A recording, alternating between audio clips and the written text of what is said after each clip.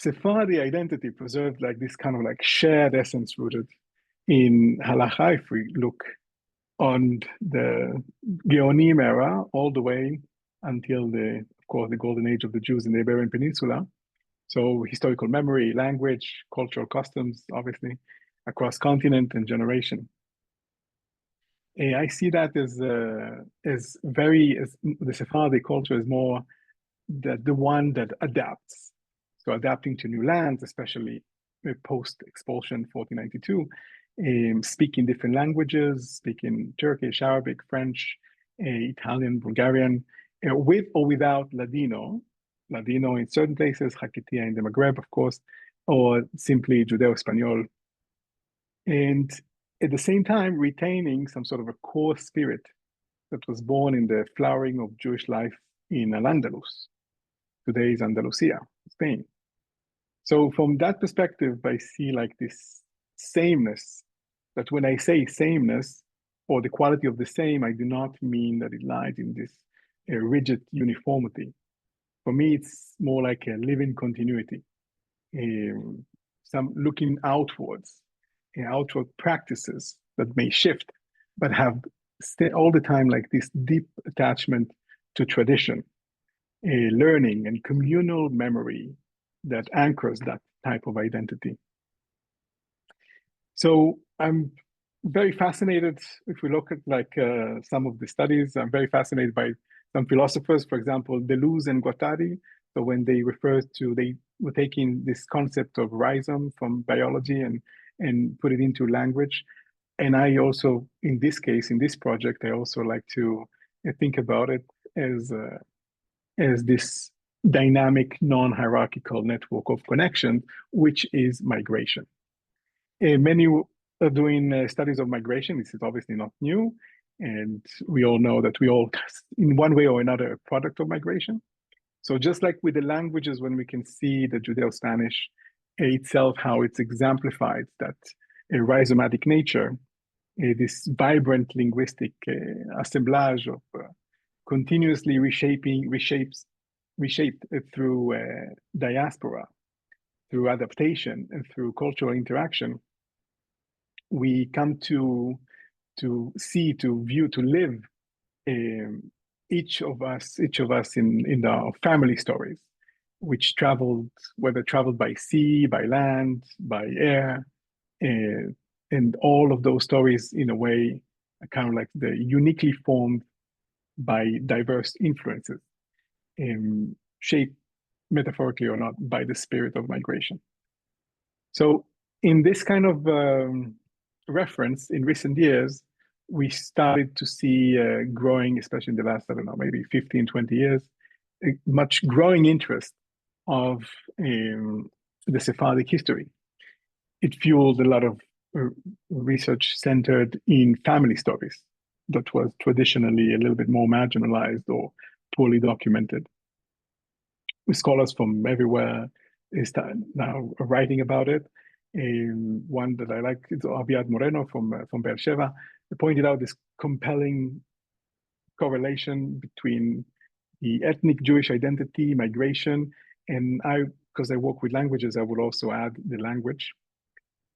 And this migration that shaped the identity profoundly, carrying this tradition and cultural nuances across different continents and generation, is something that is not very tangible. It's very hard to understand because it flows so much as the difference of each culture.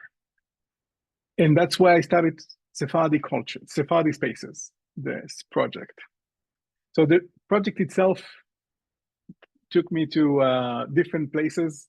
From 2023, we opened the Geniza in Tetuan, Morocco, in order to try and see interesting things over there. Unfortunately, it was not, all the papers were just like crumbling down to the touch. But the library itself, the archives of Tetuan was an interesting discovery with all the documents that shows that from the 1860s, there's all this connectedness, the interconnectedness between the Sephardi community. As you know, Tetuan, Morocco was one of the biggest. To Turkey, to Izmir, Istanbul, to Hungary, to Germany, of course, Israel, to Ecuador to see a little bit of how that kind of Sephardic transform also with the crypto-Jewish that reverted back to be like this kind of like Sephardi Jewish identity, Virgin Islands, etc., etc. So the question is, what is it? What is Sephardi Spaces? In a way, it's an interactive digital archive that collects, visualize, and preserve migratory routes of Sephardic family throughout history. Focus that we have in University of Miami is more towards the Americas, but not only. The goal is twofold. One is to preserve that Sephardic memory and to strengthen community bonds through direct participation. And so maybe taking that rhizome metaphor, rhizome studies, by creating this kind of like rhizomatic mapping of Sephardic story, I believe that we can better understand the multiplicity and richness of the different branches that are forming our Sephardic identity. This interconnectedness of the rhizome is never unidirectional, instead very diverse, very adaptable, as I was saying, and ever evolving. This is an approach that we reveal in Sephardic ethnicity, and it definitely expanded from the Iberian roots, and that's part of what my focus is like that issue of that even though it has a Sephardi meaning or Sephardi identity is very wide in certain contexts, what I want to focus on is a little bit more the Iberian roots. So, but as we know, it includes all the way from Iberian roots to the Jews from Arab lands, and later known as Mizrahim. And I actually have a paper coming up soon that risks a deep dive into this transformation or this denomination. And I'm saying risk because, as we know, it's kind of like it's the topic that can engage with different types of attitude. The project itself is with two phases. Now I'm still at the first phase, which means seeking to create a database presenting Sephardic history through a visual, this interactive, and obviously respectful representation of its historical and human value in a story map. The second phase, that as an academic will be much more interesting, is more towards the analysis, a more qualitative and quantitative analysis of the accumulated database. So to host this project, we built in 2023 the website, Sephardi Spaces. So we will see an example of a few characters. And at the moment, we're proud to have it completed and already hosting data from a few dozen Sephardi engaged academics, community members, and students. I also engaged this in my classes. So the visual part is a story map. So story maps are well-known tools.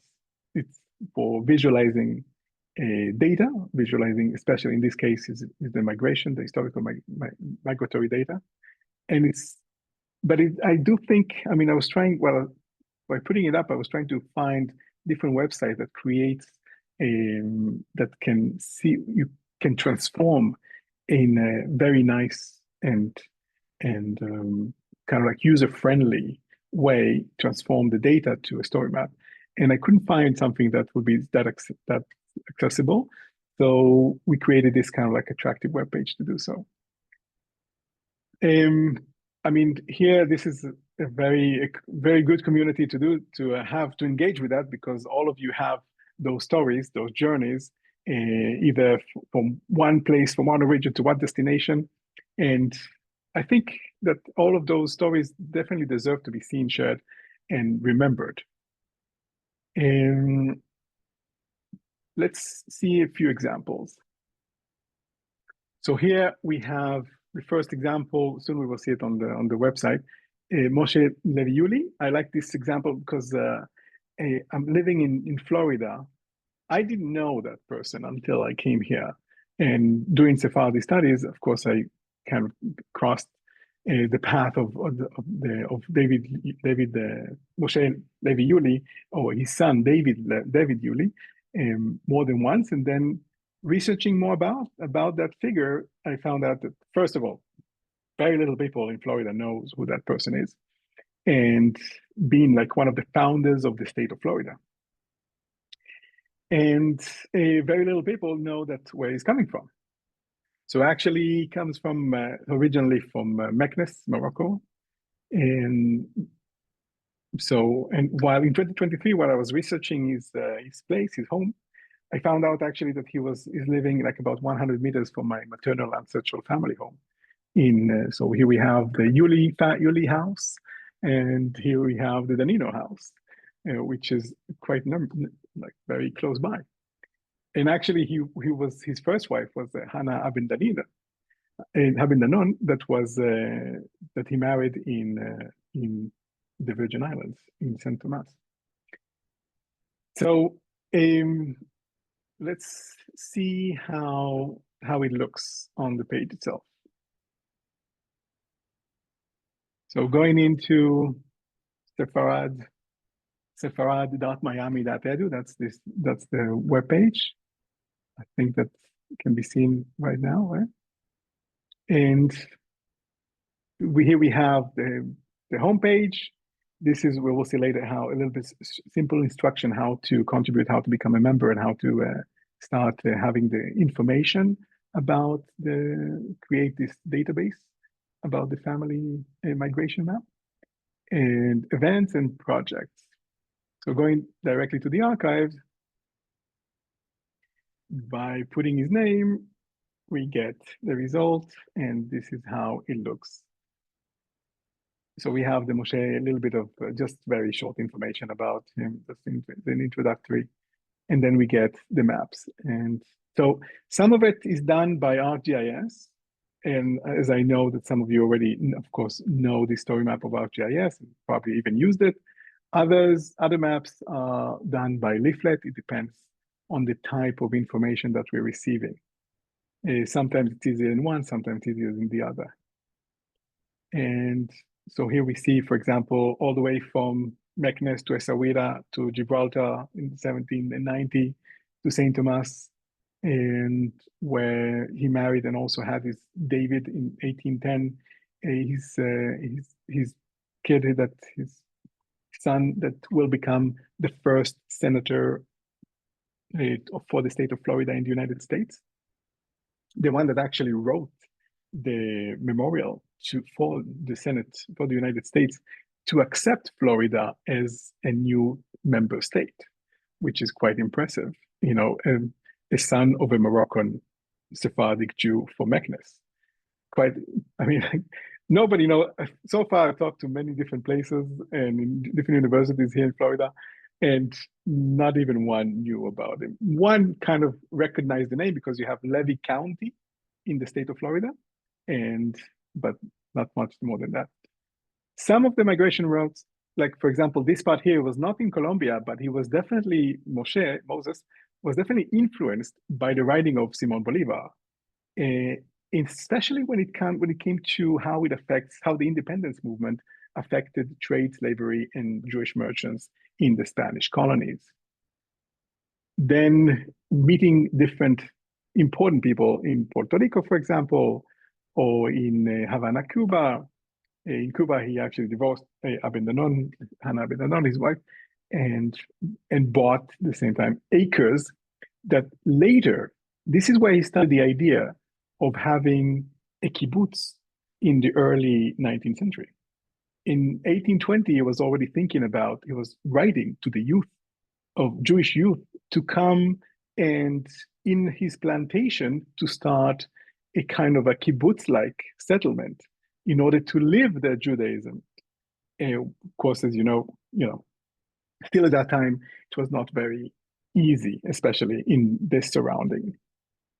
And some more influences, especially with very important leaders of the communities from New York, from Philadelphia.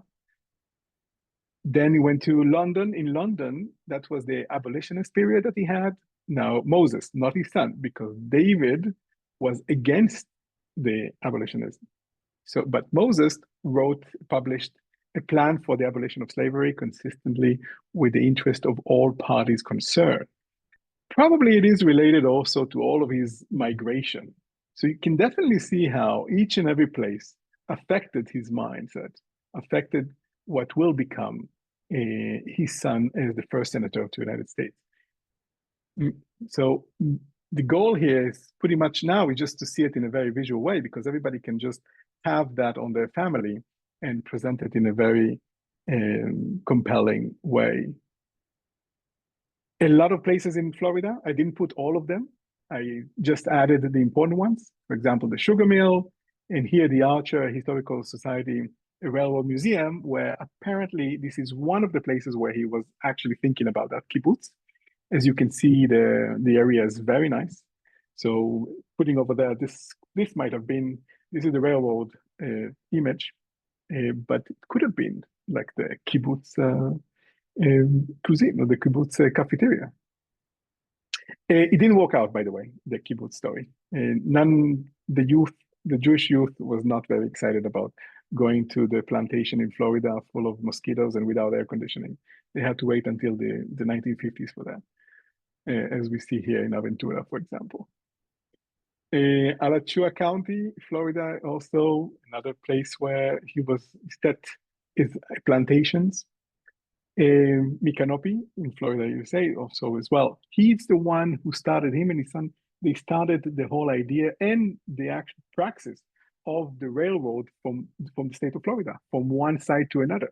So they moved merchandise from the Atlantic coast all the way to the Gulf of Mexico or the Gulf of America, depends how you know, where you are today.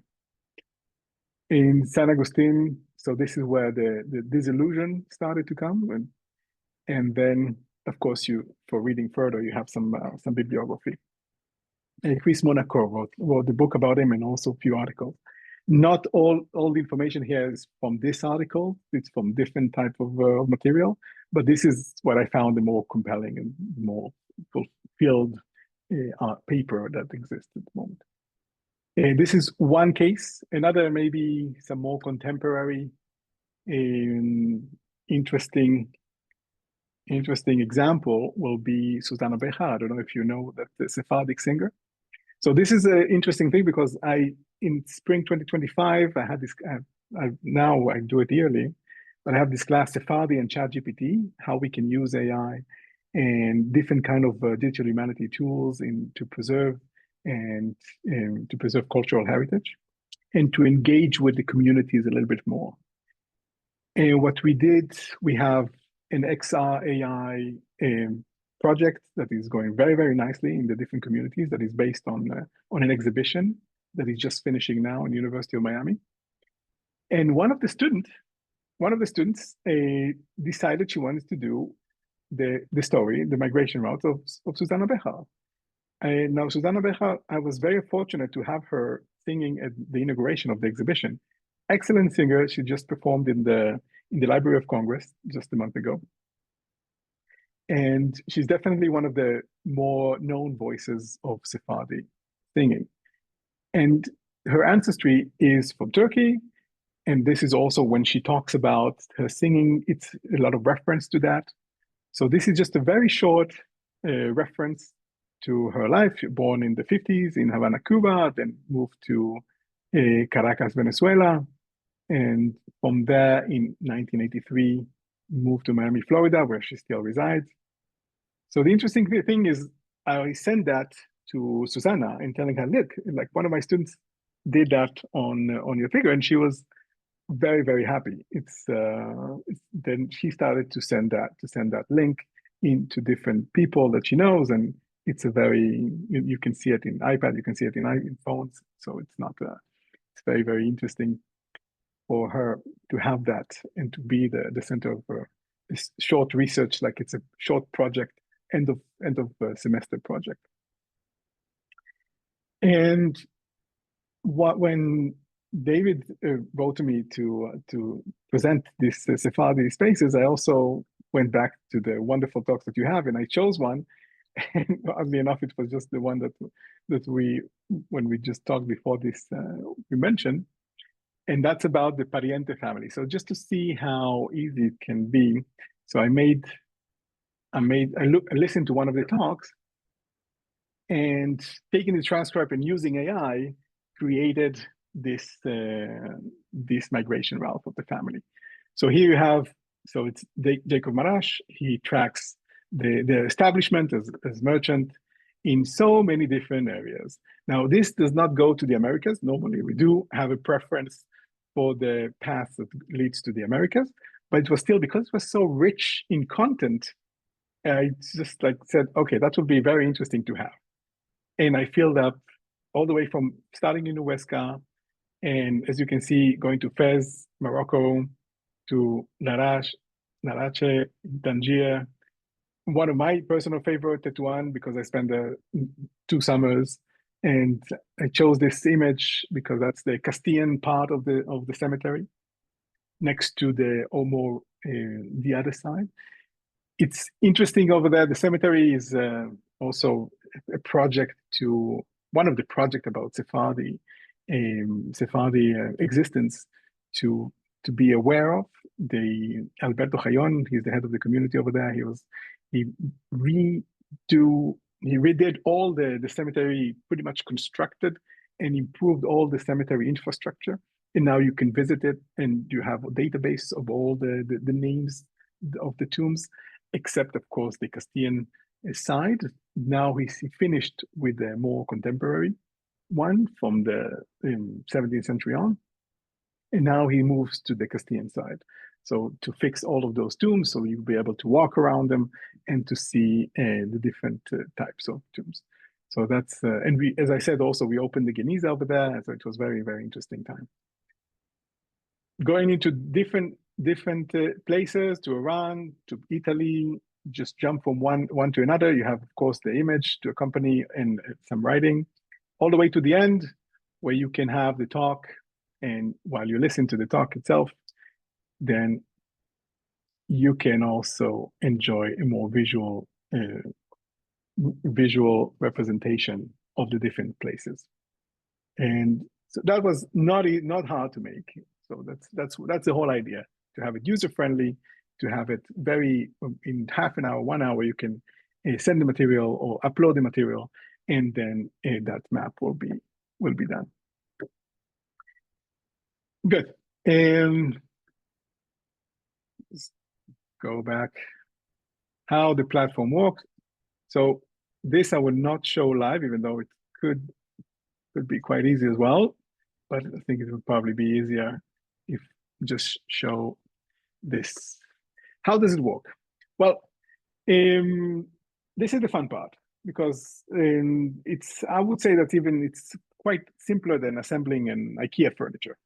So anyone can register and can add family members, specifying places of birth, migration routes, settlements. And once it's done, the platform generates a personalized interactive map showing the Sephardic family journey. Of course, this sometimes it can take some time until it will be visible for the public, because we want to go through the material and to see that everything works fine, to add, of course, and change whatever is needed. But eventually it will be there, and you will receive a mail when it's there. And I mean, I'm saying we, but I have to admit, so far it was I'm the only one who works on it. But this year, and me and my students from last semester, but this year we were hoping to have the budget already to start having more people working on it, because we have definitely a lot of plans. 2 weeks ago I was with the Herencia, which is a project from Casa Sephardi Israel in Madrid. And this year we were in Toledo in Madrid, and we were talking about to link the project to the Shorashim project that are happening in Jewish schools, all the roots, Shorashim. So the idea is, like, for part of the Shorashim work, it will be also to create that interactive map. So we'll have more people in our database. Again, thinking about the second phase. So if we going back to the webpage a second, if we go here to the homepage in sefarad.miami.edu, you have how to do it. So we want to get started. That's it. Free membership, of course, this is very easy. You just sign up, just like any normal signing up. And then before that, you have some instructions. In order to help a little bit of with forming the map, I created a GPT, a little bit small agent, just to kind of, for example, I don't know, I want to start a map of my grandmother. And then, so it will ask you all kind of details, and then in the end, also give you the latitude, longitude in order to put, because this is what we will need as a geolocation in order for the GIS software to work well. So just asking a few questions, and then you put what is needed, the places, the migration route, and then it will fill up the needed information. Of course, some of it you will have to check, but it's very easy to do. And in addition, you have two ways of getting the material or setting up the material. One of them is an Excel or spreadsheet from Google Spreadsheet. This is an example here, and this is the part of the pariente. So you can just here replace this chapter. Media link is the photo, the image, and then it goes to description. And from there, location, latitude, longitude, and the overlay why the location is important. After you finish all of this, you send this to us or upload it to the website, and then in a matter of a day, the map should be ready. And then a second way is to just look at how to download full instructions. So we have one in English. Unfortunately, the website itself is only working in English at the moment. We're probably going to have it next year in Spanish as well. The instructions, so this is, as I was saying, like just signing up. So you have this PDF that you can use. You have the Sephardic characters, so add a character. You add the name, of course, the year of birth or the decade of birth if you're not sure about the year itself. But we do need to have this timeline. Then, of course, birthplace, death place, or if they're still alive, so where they're alive today, and most known for. Now, this most known for, I had some members that wrote, for example, about their father, and then they said most known for best father on earth. So that is very cute, for the person itself, but please, we try to have it a little bit of in some information that we'll be able to work with. So what they were doing, if they had any achievement, some sort of a short phrase on what they're most known for. And from here, it goes to the details about latitude, longitude. So the places, there's a drop down with a list of already existing places that people were putting. You can choose one of them, or you can add one of your own.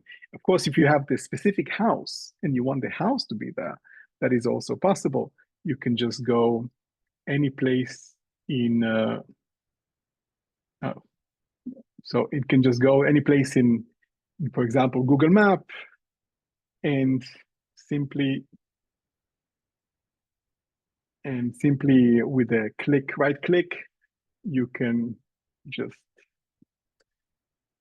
on the house itself, you can pick, copy, paste the longitude and the latitude, longitude in order to put the numbers in the right place.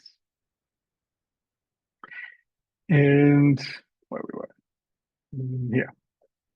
Then when you have the information, we can just adding a new place. So this is pretty much adding the passages, one passage after another, in order to have all the information. Of course, adding few images can always help, just to visually help how to see in the different places, for example, what you want to have. It can be like a passport image. It can be any kind of document and of the family, any kind of travel document or whatever, in sheep log or whatever you want. The synagogue, many people put the synagogues of the place if they don't have the image of their parent or the grandparents or whatever it is. And that's about it. Here, after the instruction, so here continue just a little bit of more information how to do it. Couple of examples. Here, Susanna Behar and Moise Gadol also as an example, which is also interesting, but we can get to it in another time. So Going back to the PowerPoint. Oh, here we go. So the idea is that the community definitely have something to say in also the academia. And part of it became, I mean, the idea for Sephardi Spaces only got stronger when I'm going to tell you a little anecdote. So the last course I was telling you, so there was Sephardi and ChatGPT. That's the course from spring 2025 that we're going to have every year now. And a part of it is also civic engagement, where the students are being divided into groups and are being sent to the different communities in the Miami-Dade and area. Over there, they interact with the community in different ways. One is they do a showcase of the XR AI project that we have, where the people can walk around in the area of like the El Transito synagogue, reading about, seeing the exhibition that we have physically in the library, and talking to Maimonides as the guide. So that's the AI part, talking to the Rambam. In one occasion, they went to do it with the groups of students, of kids from 12 to 16 years old, and they were asking them if they know about the community, about the heritage. The interesting answer that we didn't expect is that half of them did not know what their ethnical heritage is. Now, this is a mixed community, like many communities are now. And so it's Sephardic and Ashkenaz and all different people. And half of now some of them said, yeah, I'm Ashkenaz, yeah, I'm Sephardic, but half were not sure. So we're not talking about little kids here. We're talking about like adolescents. That for me was a strong moment where I said, okay, this is definitely, we definitely need the community to be a little bit more involved. Many of them are, as of course yours are, but many also are not. So the idea here is that to have the communities a little bit more engaged in those maps, in the like the migration path, will help. Maybe talking to the Rambam, also learning about what it means, the Sephardic heritage, what it means, even even in relation to things that we live day to day.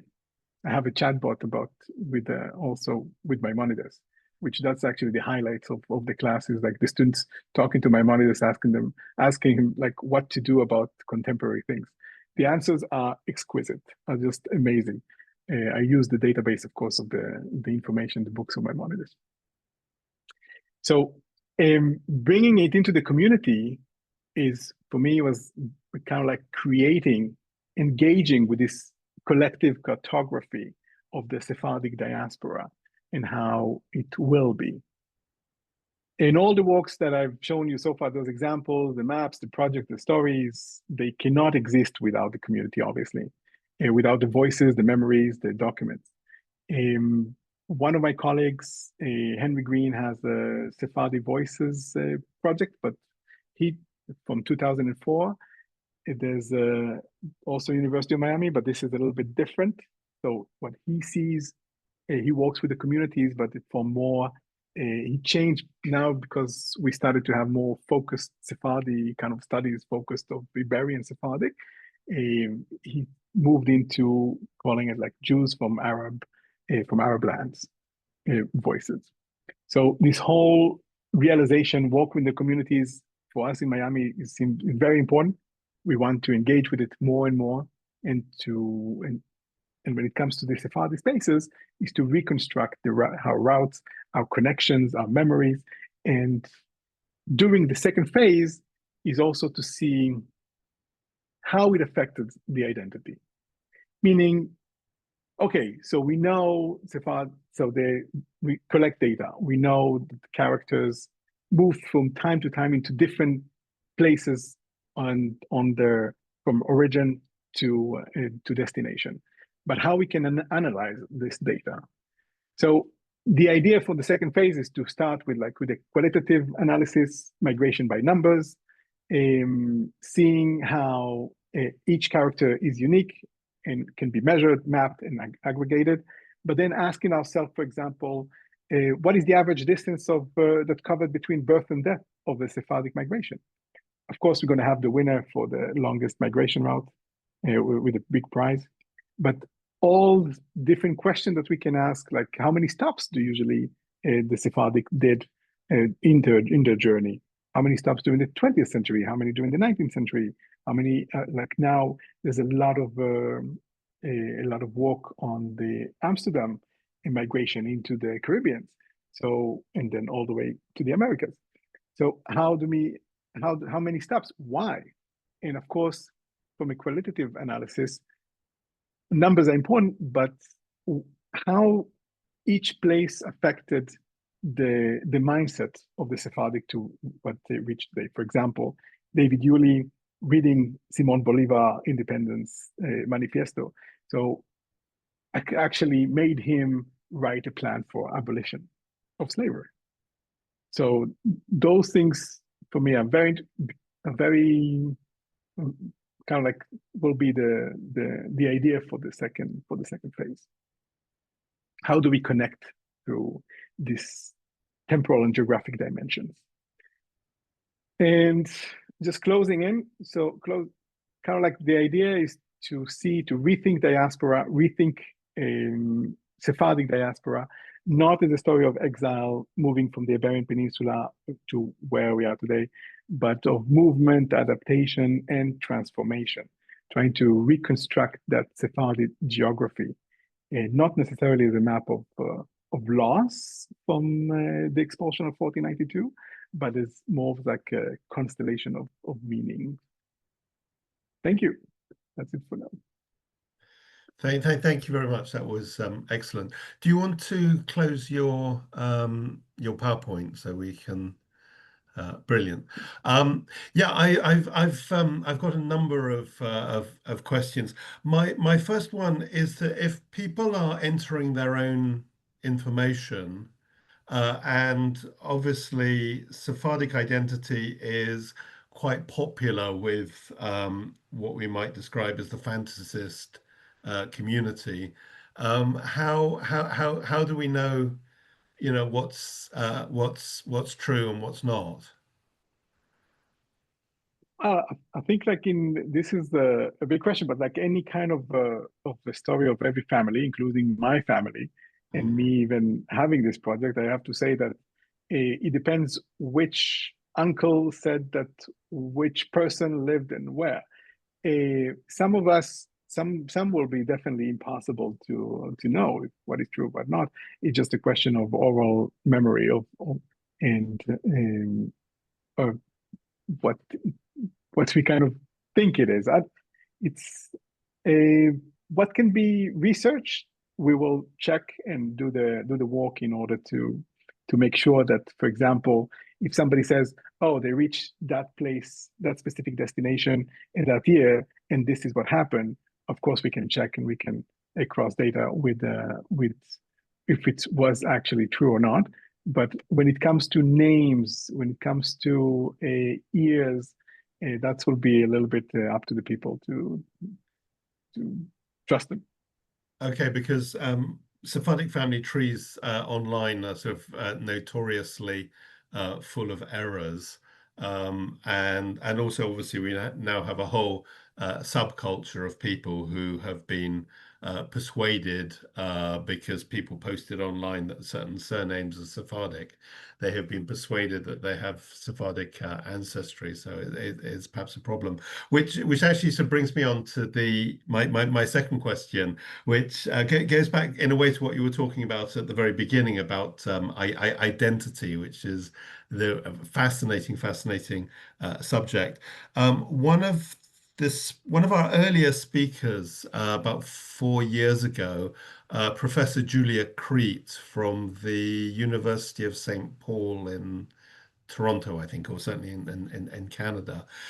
She is a famous critic of genealogy, because essentially what she is arguing is that we're not actually looking at history. We are creating stories for ourselves and about ourselves. And perhaps in a way there, I'm quite a good example that I spend all of my time looking at, not all of my time, most of my time looking at my Sephardic ancestors, but virtually no time looking at my Ashkenazi ancestors, because, you know, I think the Sephardic ancestors are more interesting. So in creating this, and I obviously having a visualization tool is, I think, very good because it engages people who may not otherwise be engaged. But are we at risk of just creating elaborate fictions for ourselves? Well, I'm more than that's an excellent question, David. Like this is, but I'm more into like Yuval Noah Harari's in a way of that mindset. We all creating fictions constantly, and often also like history is a one big fiction if we want to look at this way. That's why we have to cross data, and it's true. I mean, like when we think about each and every one's family history. I would definitely say, like, when I listen to my family, even something that happened with my parents, I don't know, my grandparents, is that some of it definitely sounds like fiction to me. And maybe it probably is. So I, this is where I guess I put my theory of literature or philologist hat, and not necessarily some sort of an historian that has to have everything asserted, because we cannot. And I think I don't have a problem with people writing about their families and saying that they moved from one place to another. And as I was saying, like when it comes to it, we need to be rigorous. For example, certain incidents, global incident that happened in the community, in a whole Sephardi community in a certain place, definitely, because it didn't happen just to one person.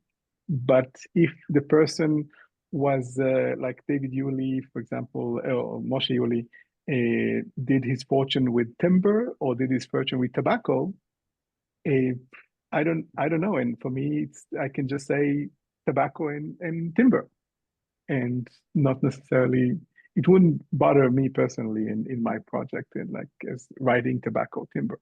But yes, definitely, if it's going to be a changing of the community of Tetuan was, for example, I don't know, disengage in instead of the 1950s, but the 1920s, then I'll have a problem with that.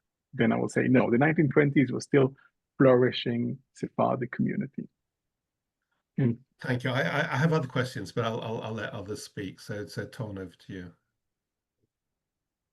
Uh, yeah, your website seems very story oriented. What are you going to do with as large databases like, say, marriages from Amsterdam, um, that um, contain information about the person, about his age, who he married to, where he lived, uh, if his parents are dead, etc. Then will you upload such databases to your website and not have the stories that go with them? Or do you keep it story oriented and rely on individual stories contributed by a whole host of people? I think that if with your permission, I will just send them to you first, and check. No, seriously though. I mean, like, of course, with your permission and their permission, I will send it to you to check for more. Um, and well, the idea, it's true. So none of the phases, like the first phase and the second phase, is none of them is actually to check the. I'm not giving citizenship to anybody, so from that point of Mhm. view. And so it is true. It's very much story oriented. It's very much like the family. If it's a family, if it's now, this is the thing. You can do, as I was showing, like, for example, with the example of Pariente. So this is based on research of Jacob Marash. Like, he did the research, and then it's pretty much goes back to him, because this is like any kind of paper that you cite, right? When I write a paper and I cite a different place, Mhm. I have to be careful. The only thing is if I cite somebody in what the context is. Um, So it is as much as we can. If it's based on research, we will put the bibliography, and then everybody can go and check when it comes to. If it's like a more personal story, then I'll have to keep it as a personal story and then refer to what I was saying before, just to make sure that when it comes to the generalized information, will have to be the more correct possible. But if it comes to the family about this one married that one, and there's no way that I can check and have the time and the possibility to check each and every marriage. But with the if they will accept, for example, some treating of privacy, maybe later on, part of the analysis phase 2, I can have a more extended analysis and then have like marriages and different places, and then send it to the corresponding people that are actually expert in that, because I'm not the expert of the marriages in different places. Yeah. Okay. Arumit, please unmute yourself. Thank you. I wrote a couple of questions in the chat, but as a neuroscientist who is mapping the human brain, I can say that this database, if indeed it will create enough entries, can be used in many different ways to ask some important historical questions. I said it before in a different lecture. For example, my own personal story. My grandmother and her cousin left Skopje, Macedonia in 1931. And they arrived in Saloniki. There were 2 boats there. My grandmother took the boat to Palestine. That was part of the British Empire, and it became the state of Israel. And her cousin went to New York. The rest of and there weren't that many people from the 3 small towns in what is now North Macedonia that survived the Holocaust. So for example, if you have enough entries in your database, you can put an origin in Europe or elsewhere in North Africa, and ask where did the Jews migrated to from this city of origin during a specific period of time. And I think this can create a very interesting, some very interesting information that as of now, we don't have any tools or data to look at. I just wanted to know if you include Israel as a destination of migration or not in your database. First of all, thank you for the comment. It's excellent. Yes, I definitely, this is what I envision. Like I envision at the moment we have close to 100 characters. Hopefully by the end of the academic year 2025 and 26, we're hoping to have, if I'll have the right aid that I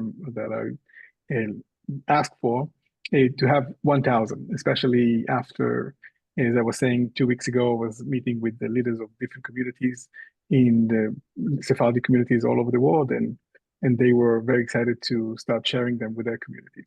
So hopefully by the end of the academic year, we'll have at least 1,000 characters. So it's already some sort of a database where we can start working with. Of course, it's very far from what we wish to have in the future. And the idea is, yes, to have some sort of a chatbot, for example, where you can communicate with and have ask question, and for the chatbot, in accordance to all the database and the information that is given, to be able to start making these kind of connections. And as for your question, all of the world is open. There's no, I mean, it's depending on the people, what they see as origin, what they see as destination, and what they see as the path, as one of the placements or the path of the settlements across the way. For example, if some will say, well, the origin is in Huesca or in Barcelona, in Salamanca or in Cordova, and it's all the way until today's Miami or Jerusalem or Tel Aviv, then that works for me. I mean, like then they can just put all the different places that their family went through with a short description of each place. And if Israel is one of them, of course, yes. Thank you. Bruce. Hey, Shai, thanks for this. This is great. Following on David's questions, and I think it's probably Omid as well, a couple points. I mean, are you maintaining some metadata about who gave you what pieces of data so that those can be fact checked, so called, or you know, to Ali's point, I think.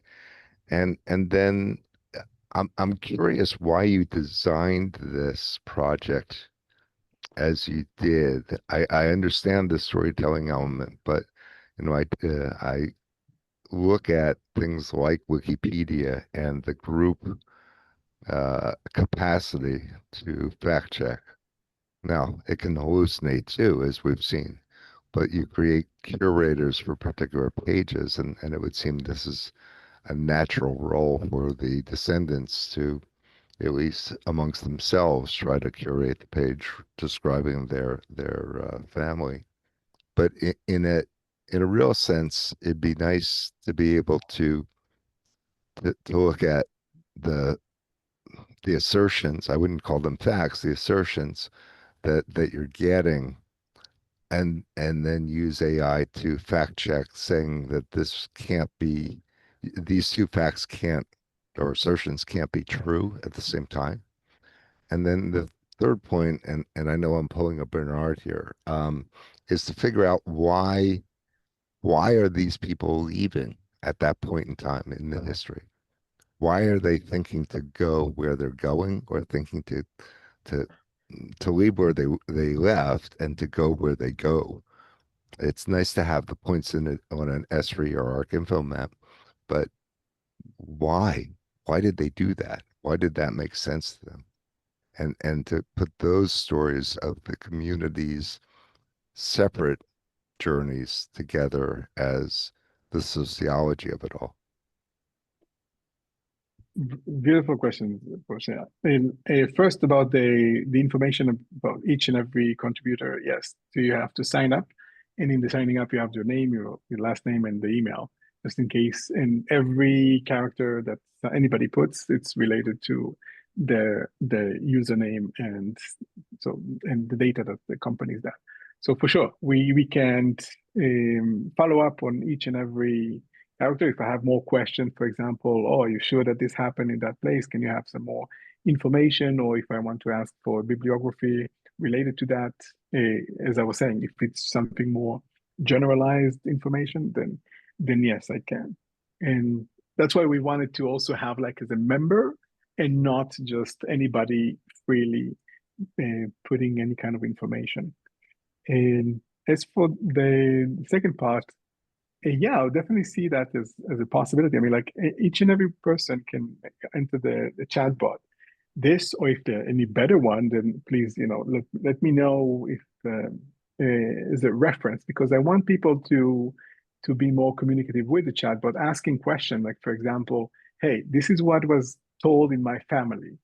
What is the verifiable the truth or facts behind it, and what is the story part?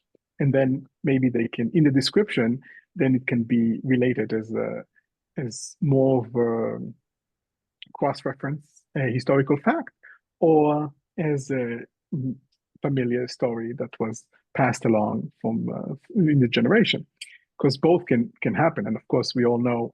I mean, we all also we have to remember. I mean, we can go back to that part, but we have to remember that us as Sephardic, we're the product of a story.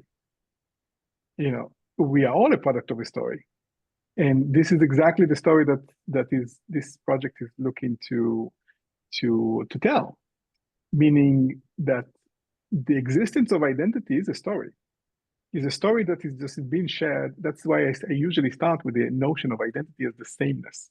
or the quality of the same, because it's a story that is being shared among all of us. That's why Sephardic means different things from different people. I'm an Israeli. I was born and raised in Israel, and I lived until the age of 21 in Israel. The first time I realized that Sephardi and Mizrahi is not the same is when I arrived 3 years ago to the United States. That because here it's, and I talked to the person, one of my colleagues is actually the person that have the Jewish yearbook of the United States.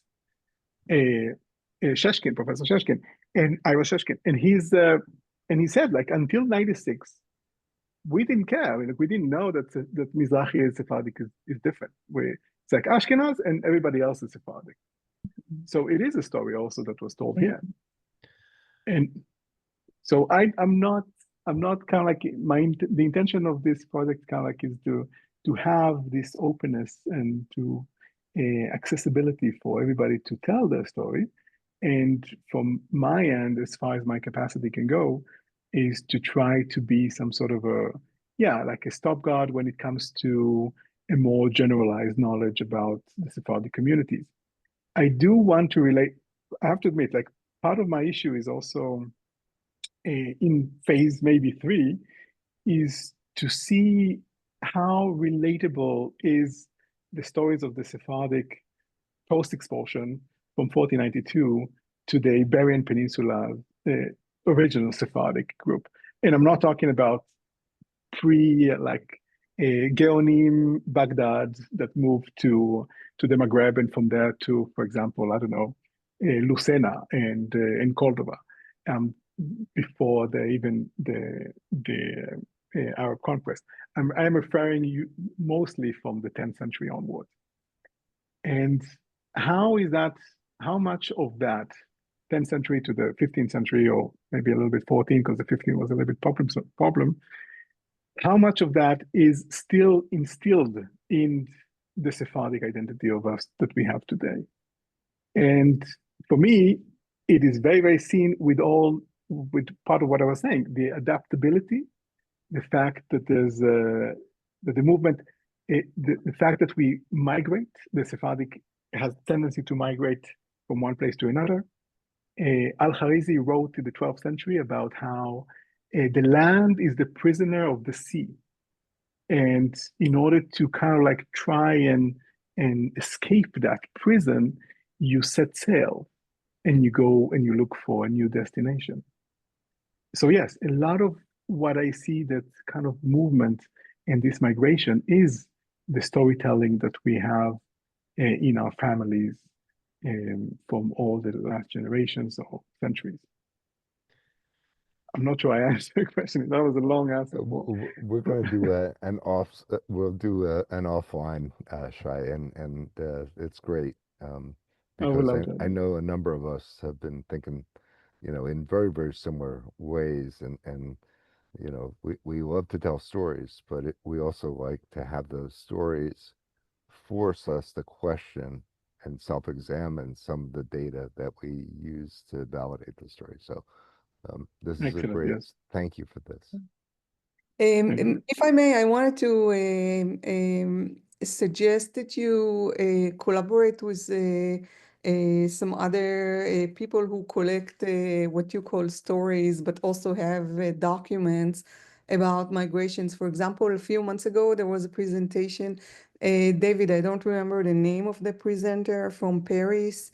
He was talking about Tunisia and Italy. Do you remember? Alaneja. Exactly, yeah. So he has a lot of data with documents, and if you collaborate with him, you can have many valid entries in your database.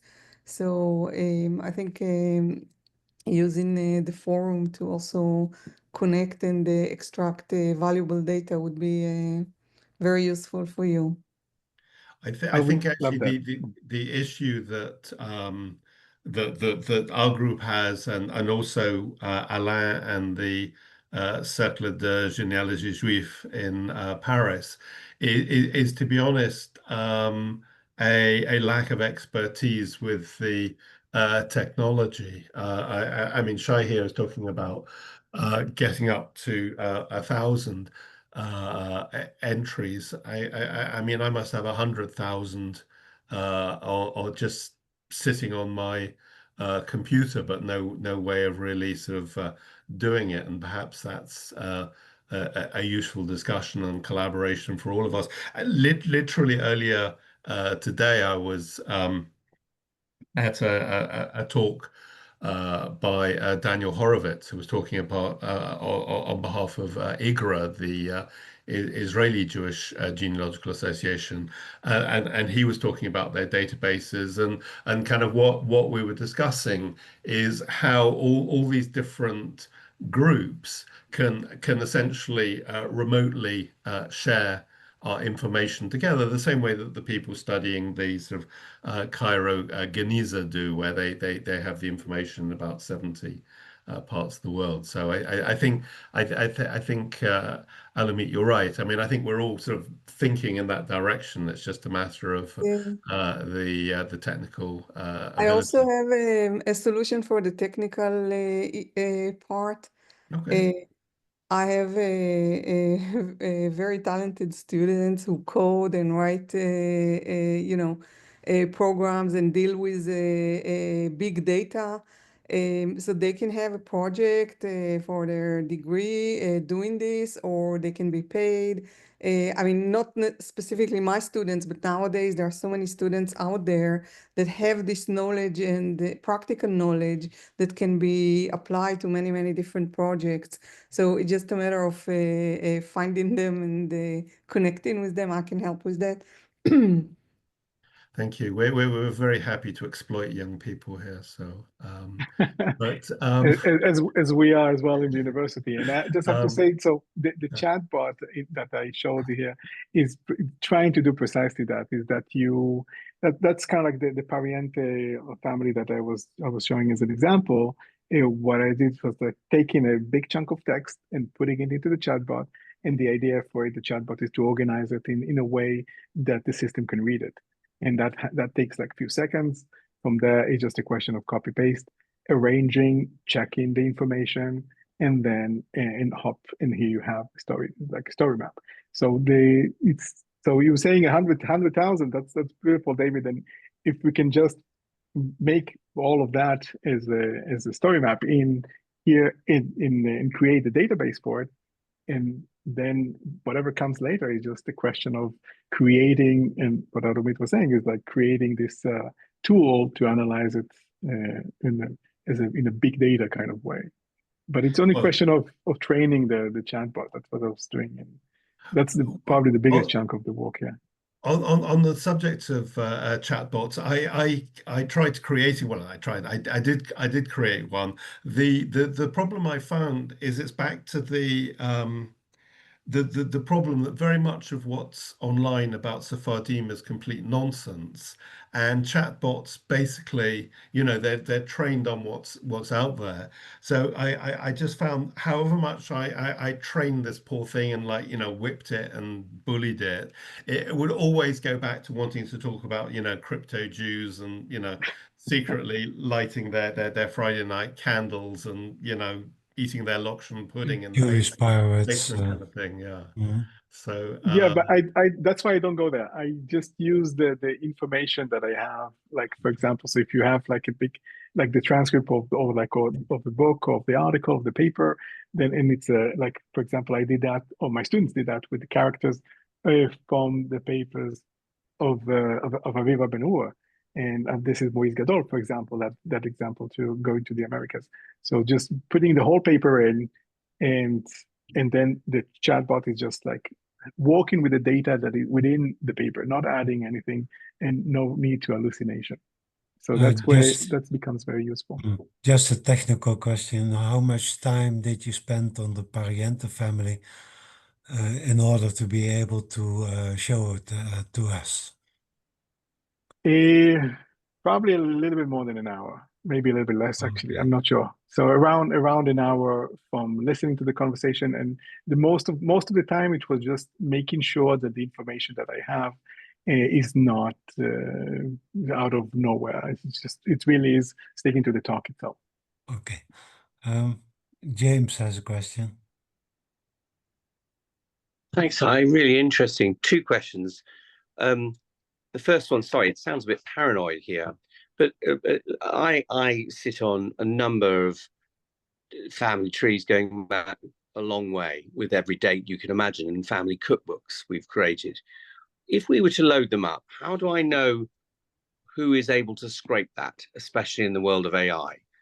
The reason I ask is one of the things that certainly defines the Anglo, and I mean that for us, right out to Jamaica, to Panama, to you name it, Sephardi community, is we've kind of survived so long by the family knowing and not the rest of the world, precisely because we feel like yesterday we were routed out in every part of Spain and Portugal, and difficult times. And that security thing is live now. So that's the first question. And the second question is, let's say I was to put in my family tree, which I've been quite a way, right the way back, and I'm now going through literally very interesting published books, all from the sort of 1900s to 1950, very well-known books, but they're sort of gathering dust in my synagogue. So I can find the history of the Jewish experience was in the Muslim Spain and Portugal, and in the Christian times, and they're very well researched and forgotten about. I'd love to scrape them in. I'm reading one now, published in 25, and just say, ChatGPT, give me the family history and compare these books where some of it's my family and some are contemporaries. You know, what would it do? Because I'd love to create Martin Gilbert style maps per family, because that's what I literally was looking at last week. Really interesting, really helpful. Yeah, well, first of all, the first question, like different data. The reason now it's very limited of amount of data that you can put in. So it's pretty much the description, and you choose the data to describe it. It's a paragraph, not more. So what we can do is have a link then that goes, for example, if you have something online with more data, then it can be just a link, but it's nothing to do with us anymore. It's nothing to do with Sephardi Spaces. Sephardi Spaces is only the movement. I'm trying to focus here, really narrowing it down to where the family, the why, like Bruce was saying, like the why here is very important.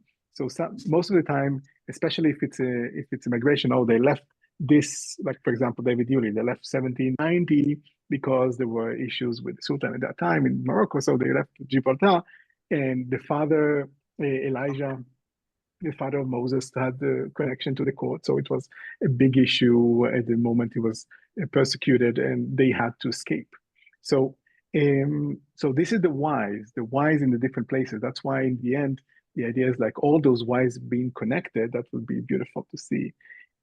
But everything aside of that, cookbooks, family history, family books, it can go directly with the link. The second, I'm sorry, James, what was the second part? The second part was actually, it was more the first part, is we're cautious about uploading dates and the whys outside my extended family. I like this group. How do I know that what goes in there isn't going to be loaded up by some conspiracy theorist, nutter, and possibly a rogue state or whatever? And that we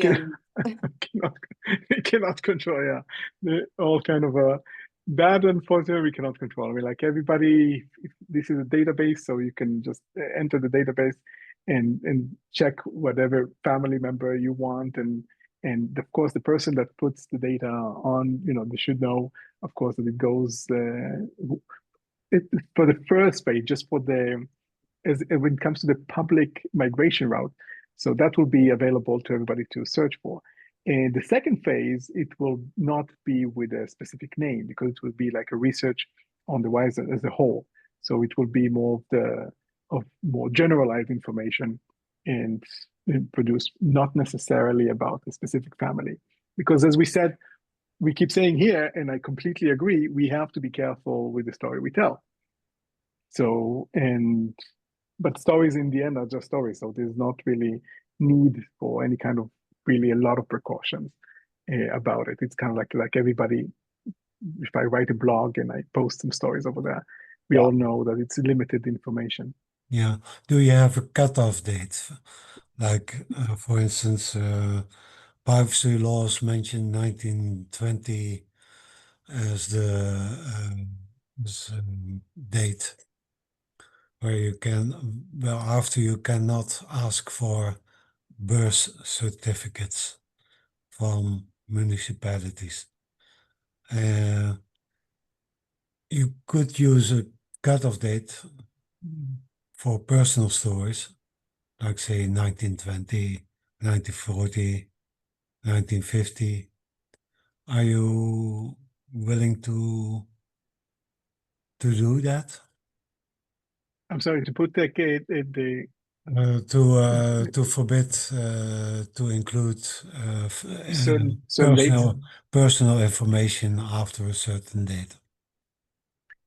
I didn't think about that, but that's of course. I mean, if it's needed for certain causes, might do. Right now, it's kind of like it's open for everyone. But what was the reason again, Tom? Well, privacy law. You're not Yeah, supposed the to privacy law. publish Yeah. about living persons. Yes. Yeah. I mean, if it's a family story, then I don't think that there's any. I mean, if the person is willing to share, I Mhm. don't think there is an issue here. If I'm not mistaken, I'm not sure. Okay. Because we've also sorry, Bernard, you go first. Okay, I'll go first. We're also talking with friends who have genetic projects, particularly the Avatenu DNA project, which traces the sort of DNA of Jewish origin men, with the hope that that can be overlaid onto the genealogical data. But obviously, of course, that raises even more concerning privacy issues. But I mean, my personal feeling is the Chinese government probably already know everything there is to know about me, so it doesn't really matter. But, Yeah, that's exactly what I was. When one of my first projects was in 2012 was about disseminating information of the academia to in like in a bitakora of blogs, and and a lot of colleagues started to say like, but what will happen with my data? People will steal it. It's like, and I was like, why would anybody wants to steal this specific data that of the research that you did, that you're doing? It just like seems, I think like from that perspective, sometimes we have the tendency to think that we are much more important than we are. Yeah. And that's that I don't have that issue. I just put everything online that it's obviously, as a more adult and responsible person, I think we all should. So far I haven't seen from all the entrances that people were putting up any kind of very sensitive data. So like from that perspective, I'm less worried. So if people want to share their story, they can share their story. I don't. But if this will arrive, then I will sure to let everybody else as well.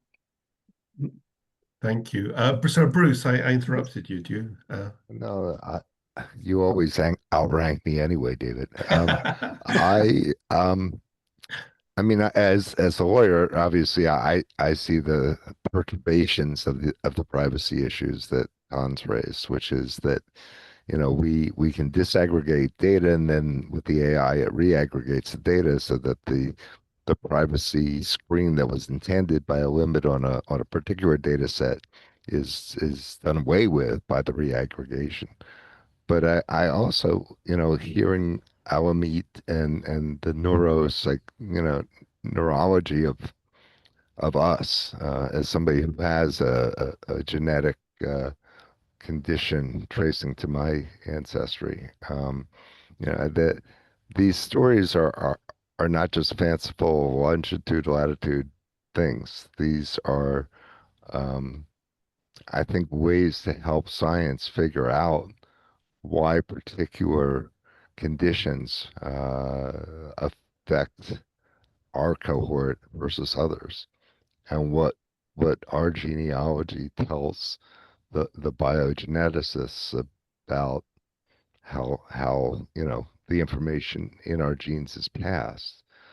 So to Alameda and David, there needs to be some interoperable way to catalog this data so that everybody doesn't just kind of scrape it into their own variable set and then try to transform it when they go to use it in genetics or sociology or political science or something. So I think we're starting to get to the point where there's so much data, or there can be conversions of so much data to be online, that we need to make a taxonomy or an ontology of how people are going to hard code this stuff or tag it so it can be reused faithfully for other purposes. And we've talked about that in other sessions. But this is a great project that elevates that issue in my mind again. Excellent point. I talked a lot in my past with somebody that was doing markers of cancer markers in Harvard University, and many of the conversation were precisely about the stories of people that were coming, like and how that relates to knowledge about this or that different type of cancer research. And so from that perspective, I definitely agree that this is, those point of encounters can be can have the potential to be very interesting information for different resources. Personally, I'm not a hard science person. I did not do biology, and I'm not a lawyer. So, from my humanity perspective, I'm I'm going to be very humble in saying, like, yes, probably in most cases, it just for me, just a question of engaging with the community. I'm very fearful about other things than privacy, and that is the loss of the identity in many communities. And especially when it comes to, I mean, just recently I was trying to publish a paper, and I got refused by the person. One of the evaluators was saying, how come I do a connection between the Iberian Jews pre-expulsion, and I was talking about 17th century Sephardic, and the 17th century Sephardic characters that I was referring to. And that for me is scary, that the fact that academics that are apparently well in a position to be evaluators of papers, this is their reference. And again, the anecdote I was saying also with the communities that I'm working with here in Miami, that became my biggest concern. And I just feel like sometimes if we're not going to have the right conversation, we will lose much more than the safety that we want to gain. So I kind of like build this product in order to be accessible and to be for most people not to need to think about all of those things and when they create a migration map. But this is definitely something. Everything that was said here is definitely something that should be and will be considered.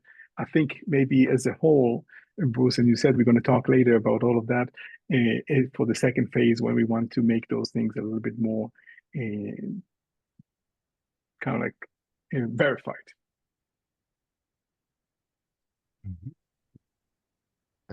So how many stories would you need to make it possible to analyze them